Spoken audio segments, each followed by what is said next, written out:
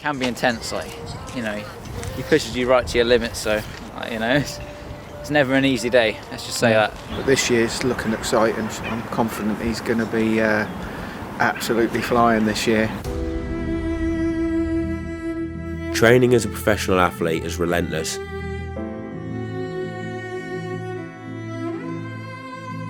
There's no finish line.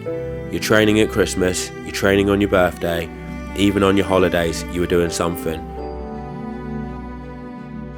It's like your brain doesn't turn off. You're always thinking, how can I be better? What can I do? Improve my diet, train harder, train smarter. There's always something that you're thinking about how to improve your performance. This year wasn't my best year, and I'm looking forward to making 2024 my best year yet.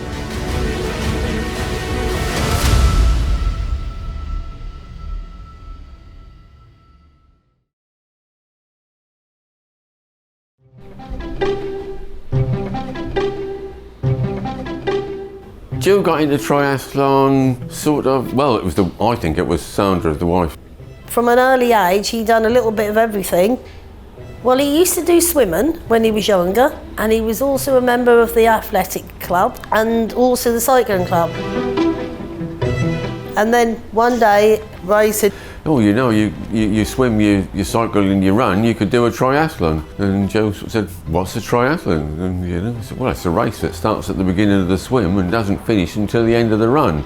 And he said, oh, well, I like the sound of that. I can have a go at that.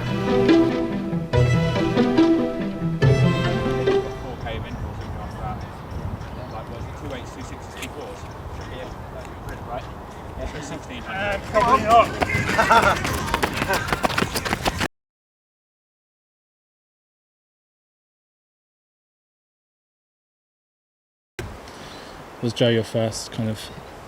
I did some ad hoc stuff when he rang me, and then he asked me if I would do it full time, basically. Really? And that's where it started. So it's been 2 years now, 2 years of basically spending about 5 to 6 times a week with him. Yeah. But mainly all the run sessions, some of the bike sessions. Obviously I don't keep up with him on a bike, so it's mainly the runs, and then just about every swim session. So 2 years of swimming, it's been relentless, to be honest, and it's been so beneficial for me myself, and my running helped with the running as well, and I'm now picking that back up for the winter and then the spring. So yeah, we'll see what happens. So you must think you're pretty good at it, right? What, swimming? No, just pacing him in general. Oh, pacing.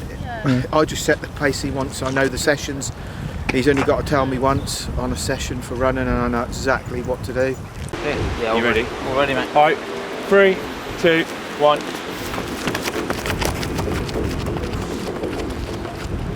And it's quite straightforward now. Yeah. But to start with, I was a little bit nervous because I was getting it wrong. I was going off. Yeah. When I was, I'd go off too quick, or I'd be too slow. He'd have to tell me to speed up. But then I didn't understand what all the sessions were. Yeah. But once you say, right, we're doing this today, I know exactly what it is. Yeah. And it's quite straightforward. Yeah, and it's good because I've seen him, obviously being around him so much. Yeah. Seen him improve. Like definitely when he won Wales, the improvements that year, and that was his best ever year. Yeah, last year, a lot of things happened, but this year's looking exciting for a brilliant year this year. Definitely. And I'm confident he's going to be absolutely flying this year. And this is the start of it. Today's session is pretty much, we've done a few, definitely the swim sessions. We've started really early and it's really intense. And obviously I have to recover, so I've had to drop some runs and not run so much, but now I'm going to increase the runs and carry on the swimming. So yeah, it's good fun, and we have a lot of fun. Yeah. Limbering up. Alright, so yeah. Oh, I can't really feel my hands. What's it like training with Joe almost full time now? Oh yeah, it can be intense, like, he pushes you right to your limits, so, it's never an easy day, let's just say that. Where did you first meet him? Pretty sure it was at the David Lloyd Poor or something. Really? Either that or a race. It might have been like the County Champs race actually. Yeah, I thought it would have been the cross country thing. Yeah. Yeah, that's the first time I raced against him or anything. So Did you beat him? maybe. Yeah. Yeah, that's the first time. That's my moment of fame. That's my moment of And fame. ever since he's like, oh, this kid's good. Yeah. Pick him up. Yeah. No, that's my career highlight. That is. So what do you do with him at the moment? Just running? Just running, and I do a bit of swimming with him and David Lloyd. Yeah. Like I'm doing quite a bit. It's really improving my swim as well. Cause like it's so hard to motivate yourself when you're swimming by yourself or doing solo sessions. Through a mutual friend, really. Yeah. Nathan. Me and Nathan were training quite a lot together, and had a couple of rides with Joe. But yeah, it's mostly through. Did you know who he was at the time? Oh yeah. I've been like sort of big supporter, really, following him and stuff. So it's quite pleased to go out and train with him. You know, it's quite nice for me to do that. I was thinking I'll never keep up or whatever. You know, you're a bit worried because you wouldn't want to hold anyone back. But he's quite good like that. He's, you know, he look after you and stuff.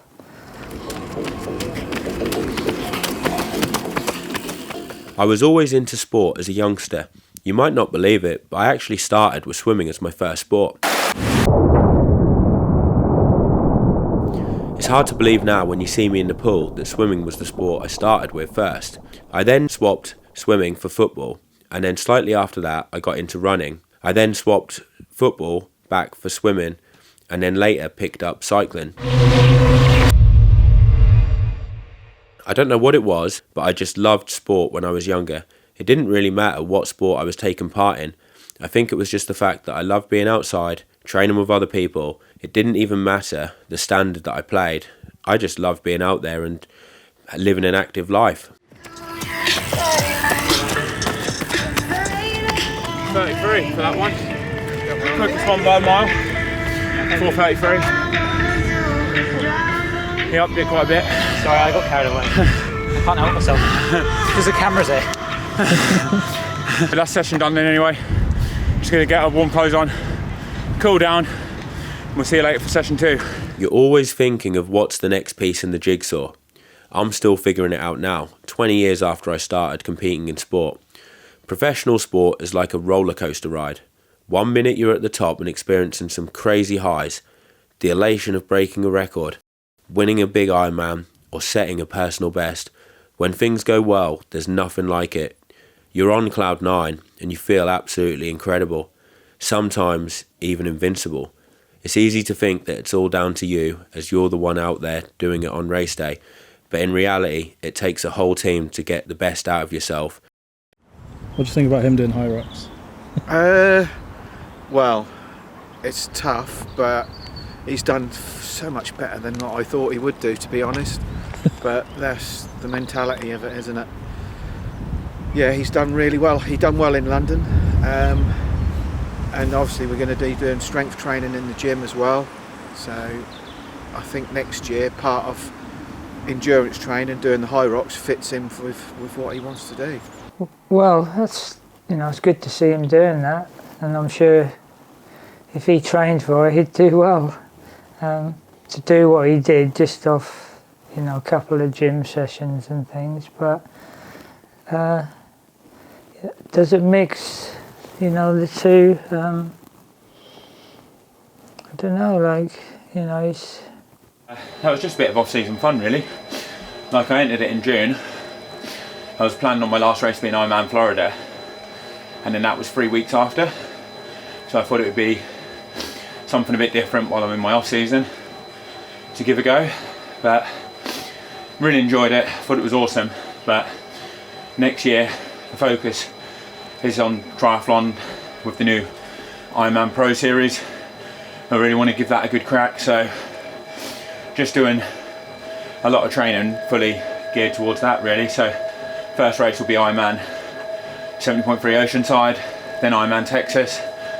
Hopefully then I'm in a good position, and then I'll give Cairns in Australia a go.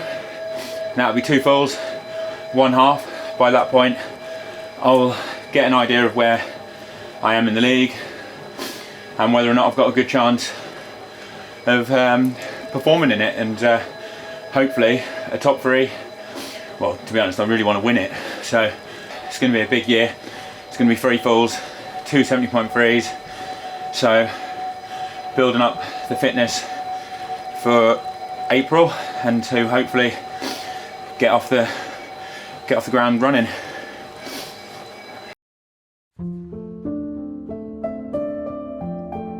This year wasn't my best year. It's been a mixed one for me. The birth of my daughter Arabella was a massive highlight, and it's been great seeing her develop into a lovely little character, but I also had some big lows. Ironman Texas going the wrong way and DNFing. World Long Course Champs was a terrible race, just an unexplained bad day. A win at Ironman Lake Placid and then a terrible race at the Ironman World Champs, despite feeling great in the run-up.